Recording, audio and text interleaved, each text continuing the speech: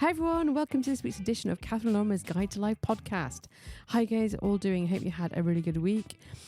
So I don't know, depending on whichever podcast I've managed to upload for last week or this week or the week after, the same rules still apply. So basically I'm recording loads of podcasts all in one day. So it's going to be much easier just purely because I never thought of it doing it before, but actually it makes perfect organisational sense. Right.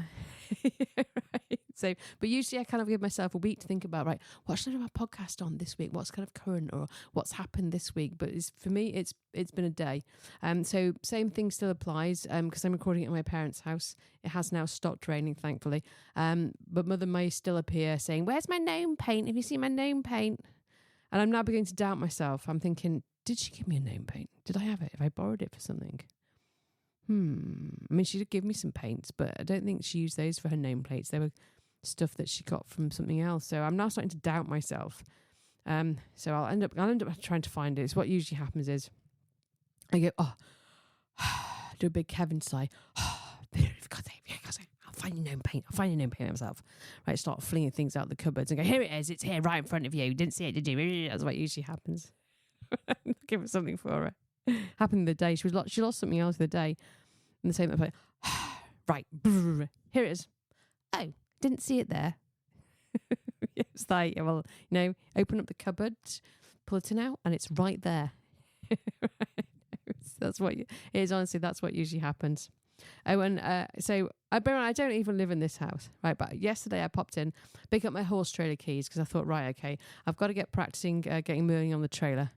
And it's got a wheel clamp on it. So I thought I'll get the Allen key from the 4x4, which is going in for a service. And hopefully I'm off on, today. I thought, right, I've got some time. I can take off the trailer thing, pull, because the trailer's quite light. It's only about 900 kilograms. So and it's on wheels. So I just wheel it forwards, put the parking brake on, then I can just practice getting mooring on and off it. I thought, yeah, I'll do that. So I got here today, but of course it's chucking it down with rain. I can't do that. But anyway, I've got the trailer keys, so that's fine. Got in, Dad's like, what keys have you put on my 4x4? What keys are on there? I'm like, no idea. If you put the trailer keys on there, trailer keys are on there. I'm like, no, they're not. There's about 4 keys for trailer keys, and I've got them, and they're all with me. I've got them. I'm like, I always get the blame for everything, even though I don't live here. I'm like, I have no idea what keys you put on your key ring. I don't know. No clue. It's absolutely no idea whatsoever. So I haven't had an update on that. So obviously they've worked out what keys he's got on his car key ring. Nothing to do with me whatsoever. It's like, I don't think I put anything on there anyway. I'm pretty sure I haven't. Anyway. So, I digress. So I was I've been quickly diverting off to see the pony, and as I was shoveling small round brown objects up the poo pile, and I thought, what shall I do this week's podcast on? I thought, do you know what? I'm going to do it on the definition of success, okay? And the reason is because I saw an old work colleague of mine in a coffee shop. John and I went duvet shopping. I mentioned that last week for a new duvet. I was like, your duvet's like cardboard. You have to change it. Right, so I can't be doing with this. It's waking me up. It's not comfy. Anyway, so he's changed his duvet. Right, so yeah, so we went and we had like a half an hour to spare before he had to go and pick his daughter up for something. And I said, let's go for a cup of coffee because we never get to do that. So we went off to Starbucks. And as I sat there, I saw this woman approaching. I thought, I'm sure I know her. I'm sure that's Beeb. From who I used to work with from about 20 years ago, who I'd actually seen recently a couple of times. And she was like, oh, hi. And we started chatting and that was, we're chatting away and everything and great. And she thought that I worked, she wasn't sure what I did, but I actually told her what I did because I have 2 jobs. I think I've told people this, but I've got 2 jobs. One is just like dealing with members of the public. Well, I don't mind actually, it's fine. And the other one is probably a little bit more important. And I told her what I did, and she went, "Oh wow!" She went, "You've done really well, haven't you?" And I'm like, So, and I'm kind of like, I was like, all right, thanks, yeah, no, thanks. And then actually, I said, what do you do? And then she's like, she didn't really kind of expand on that, so I thought I left it there. But then I was kind of thinking about that, and I was thinking, well, how do you define success? I mean, I suppose I haven't done as well as some people, because I know some people who are company directors, but then they also get a lot of rubbish that goes with that, which I wouldn't particularly want. And then obviously you've got like superstars, I suppose I probably could have been one of those, given my relationship to "you're beautiful." Possibly could, but I didn't really want to be famous either. But so how do you define it? I mean, I was thinking, right, have I been successful? I think, and I've been thinking about this a lot because I remember I read a post that Heath Ledger had put up, God rest his soul. And he said, everybody sort of looks at you and says, oh, you've got an amazing, beautiful wife. You've got loads of money. You're really successful. But they never actually ask you if you're happy or not. So can you be successful and be unhappy? Is my question. So how do you define success? I thought, what is success? Is success, being like a CEO, having loads of money? I mean, some of the stories we're hearing now about some of the top people, they're not particularly great, are they? Is success like being invited to a royal wedding? Would you find that as success? I don't personally. I suppose it's social success, but hey, whoopee-doo, that's nice for you. It's like, it's whatever. Would I go if I was invited? Of course I would. I mean, come on. But, it's like, so what is success? How do you define it? And I was kind of thinking about this as I was sort of, shoveling away. I'm thinking, I'm here shoveling away. I'm not particularly successful if I'm shoveling my own horse's poop. But that's my choice. I suppose I could have him in full livery if I really, really wanted. I'd have to maybe rob a couple of banks, but I don't want to pay for it. But I could get somebody else to do that. But it's not something that I don't mind it. To be honest with you, it doesn't really bother me. It's just something that I do. So, I'm kind of like, so I started like thinking and looking around. Like, I've got friends who are farmers, and they manage their own businesses, and they're still struggling. But then they've got a big house in the countryside with lots of land. And they've got like families and kids, and what would you describe that as successful? Is that, I think, is it successful? I mean, I watched a program last night on like, they're looking at millionaire houses and somebody was like renovating this £12 million house and looking to sell it for about 15. And I'm just like, seriously, what? That's just a ridiculous price to pay for a house. And they're talking about, having like remote controlled CCTV, so you can kind of check it from where you are. So I can just see some of these superstars checking up on their wives, looking remote CCTV. You turn it on and see she's going for it with somebody else, no doubt. But it's just like, it's beyond belief, really, isn't it? I mean, that's just absolutely, completely ridiculous. And they see them sailing around on their yachts and stuff. But do they not get bored? Do you actually get any sort of like particular satisfaction from doing stuff like that? You're spending an entire day sunbathing on the yacht. There's not really much to that, is there? And then get drunk or take lots of drugs. Maybe do a bit of scuba diving. Is that success? Because for me, I think success is achieving something. I think so. The likes of athletes and Olympians, I would define that as successful, being successful in their field. They're the best at what it is they do, so that's success. I think everyone's got different levels of success, and I'm thinking, well, for me, job wise, I think, I've got a good job. I enjoy what I do, which I'm really lucky, because at the end of the day, that's the main thing, isn't it? I enjoy my job. I really enjoy my job, and I'm pretty good at my job.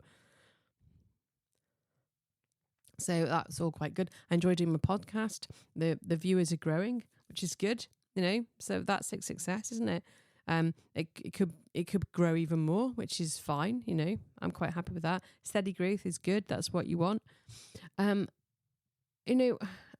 got my own house, a little house, I've got that. I've got a dog. I've got a pony. I suppose I am quite successful when you kind of start to add these things up. I've started to paint. I'm pretty good. I haven't sold any paintings yet, but then I haven't really. I've only been doing it for about a year, and I haven't really made an effort to go and exhibit in any particular place. So that's still to come. They're future successes. I've renovated several houses successfully, then sold them on. And made money on those. So I suppose that's a success. I mean, do people define success as having a nice car? Because I know I've got a little cute red car. I don't have, it's like not a flashy thing, but it gets me from A to B. And that's all I really need. There's me and the dog likes being chauffeured around in it, and I've got stuff in the boot. So it's like I can fit golf clubs now. I can fit golf clubs in the footwell of the back seat, and Pippa can fit in there as well. So that's it. That ticks every box for me. And my art trolley, because it is a trolley, goes in the footwell of the front seat. I mean, for some people, success might just be that they've been married and they've got a couple of kids and some grandkids. Well, then that's amazing. That's awesome. And, I had a really great conversation. That's one thing about my job. I had a great conversation with the guy the other night. And he was waiting for something or other. I won't say what, but he was waiting for something. And he started chatting to me. And sometimes they chat because maybe they're a little bit nervous or a bit anxious. So I just let them chat to me, and that's fine. And we were having a conversation, and he was telling me about his mum, okay? And she sounded like a really great character, and she sounded as if she'd raised several children, and, she didn't have like a career, but she was, and he said, she was intelligent, and, she had quite a lot about her. And there was a couple of like things about advice, and she said they're actually small boys. She said, and then they get money and they become men. But when they lose the money or spend all the money, they become boys again. I thought, well, actually, are men boys? Do they become men when they have money? Or are they just boys with money? Don't know what to spend it on, or spend it on the wrong things. So I was just like, I'm thinking about that one. But then she also, apparently, she said that life is a gift. And that's why you live in the present, because it's a present and it's a gift. I thought, that's actually quite good. I quite like that. Yeah, I'm going to take that away with me, that every day is a present. That's why it's the present. It's a gift. And it reminded me of a song, actually, a gift of a brand new day.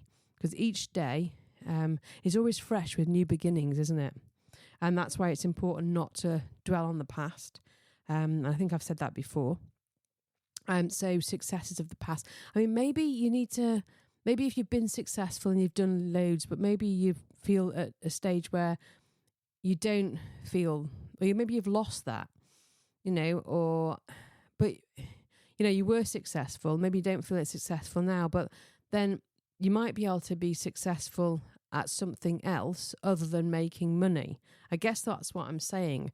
So for me, for my artwork, I think, and my podcast, I think I'm more fulfilled by being successful at those things than I would be if I'd got lots of money, because at the end of the day, yeah, money's great and everything, and we all need some to get by and to live, but it's not the be all and end all.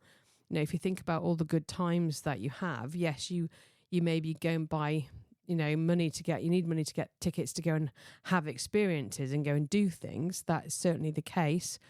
But you don't need a lot of it. You just need enough to manage on, and you can always cut down on other things, like so don't eat as much. We all overeat, don't we? Because actually, I've been staying at my partner's house. I've tried his name, John, haven't I? I've been staying at his house, and I'm like, I'm like, yeah, I've done like 28,000 steps a day, and he said, you do an awful lot of exercise on not much food. Right? And I'm like, yeah, no.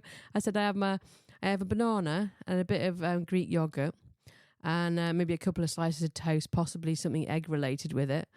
And then I'll maybe have, I've got to have my chocolate muller mousse and some rice crackers, and then maybe like a small portion of tea or something like that, and a hot chocolate, and that's pretty much it. It's not a massive amount. I'll maybe get some melon. I quite like the melon. I'll maybe have a bit of a salad as well, that I can have. I don't eat a massive amount of food. Not for the amount of exercise that I do, but you don't need a massive amount of food. And I think I've learned this from my marathon training. You really don't need a massive amount of food in your body for it to kind of, especially if you like me, maybe a little bit overweight still. I haven't done the scales this week. I've given myself a week off. I'll go back to it again next week, hopefully after my medical procedure. It goes okay. And we'll see what happens with that. So, I think maybe, sure, I run a marathon, I forget about this. I'm like the 0.2% of the population who have done a marathon. So, that's a success, isn't it? And I think, I've also raised, money for charity. I've donated a load of money to charity. That can be considered fulfilling and successful. Yeah, so it just really got me thinking, how do you define success? And I remember I wrote a poem once, and it was about sort of regrets. And I'm not at home, otherwise I'd probably get the poem out and I'd read it to you. In my old poetry book at home, I do actually have, it says, love is pure, as is something I wrote when I was a lot younger as well. And yeah, so about regret, and it was all about regrets. And it's like, so if you get to the end of your life and you've got regrets, then you really haven't achieved what it is that you set out to achieve, so you have to kind of like say, well, but then again, it's like, what did you want to achieve? Some people are quite happy. It's like, when you kind of like, you're doing your review and stuff at work. Because I used to be a manager. Hated doing that bit. It was a nightmare. Some people were okay, but especially with a load of Glaswegians who are really scary. It's probably the best word for them. Hey, yeah. So how do you find that? Okay, right. I don't agree with that. I'm not sure. No, that's wrong. And okay, right. As opposed to the English people. How did you get on with that? Oh, yes, I found that really fulfilling. I really enjoyed that. Thank you very much for that task. And how did you feel you did with that objective? Oh, yes, no, it was great. Really enjoyed it. Yes, I'd like to do something a little bit similar to that this year, next year, to really sort of stretch myself. Scotland. How did you get on with that objective? Oh, God, I need to do that. Stupid hard. Right. Yeah. So it's like, I've been a manager in Scotland. It's like, that's kind of basically a little bit about, how they are in Scotland to manage. Okay, right. I've graded you, in England, I've graded you as a 4. No, probably as a, no, let's say, no, that's not pretty that true. I've never graded anybody as a 4. I graded you as a 2. I hate grades because it affects pay salaries and then people get really annoyed about it. Graded you as a 2. Oh, that's really great. Thank you so much. I mean, I do appreciate you were a 1 last year, but, do you understand why you've been graded as a 2 this year? Yes, I perfectly understand. There are certain things that I could definitely improve on my performance. Scotland. Right, so just looking at grading. Well, I'm a 1. Sorry, I'm a 1. I'm a 1. That's Irish, isn't it? I can't do Scottish accents, even though I lived there for 10 years. Right, it's like I'm a 1. I'm a 1. That'll have to do. It's like so. Right. So, well, I've discussed it with my manager, and we really actually think that you may be closer to a 4. What? No. Expletive, and went off on one. And it's just like argue back. No, do you know what? Let's compromise. Let's put you down as a 2. It's just like, oh dear. Oh, you go back to your manager and you're trying to have to explain it. It's like, it's no, it was just something else entirely. Anyway, I'm completely digressing now. I can't remember why I was talking about that. Success, and that's right, I was talking about reviews and stuff, wasn't I? And it's like your kind of performance review. You get to the end of your life and you give yourself a bit of a performance review, don't you? Well, how did I do? Did I achieve what I set out to do? No, in my case, not entirely at the moment. But then, do you know what? Sometimes the timing's off, isn't it? And sometimes, you just think, do you know what? It's just not the right time to do that. So let's just park it there for a bit. Leave it for a bit, and then something else will happen, and that'll be the right time. That's the way I always see things. There's a time for everything, and sometimes it's just not the right time to maybe do that. But for me, the right time now is to do my podcast and to push my art, because that's what I'm enjoying doing. So I think I can look back on my life and say, yeah, I think I am a success. Okay, I've been happily married. No longer, but we're now divorced. But But on the second part of my life, this is the second part of my life, I found an amazing man who's lovely, and I love him very much. And we're looking forward to spending, doing stuff together, spending whatever time left we have together. And we're going to create our own little home. And you know what? It's great. It's going to be really, really good. So I think that's a success as well. And he probably looks back on his life and thinks, yeah, okay, I've got those things and they're successful, but I've still got things, we can kind of do and that I want to achieve and want to go and do things. And, so I think having thought about it, success isn't about what size house you've got, what car you drive, or how much money you've got in the bank. Success is something that you need to feel that you've achieved. So if you feel that you're happy and content and that you've got everything that you want out of life, then I think you can deem yourself as success. We can't just, because the concept is, it's like if you've got a big house, I've had a big house, it's freezing, okay? Everybody I've spoken to has had big houses. All we do is when we get together, we talk about how much it costs to heat them. Okay, right. How we're going to manage the land, how we're going to pay for this, how we're going to pay for that. It's just, it's a fact of life. So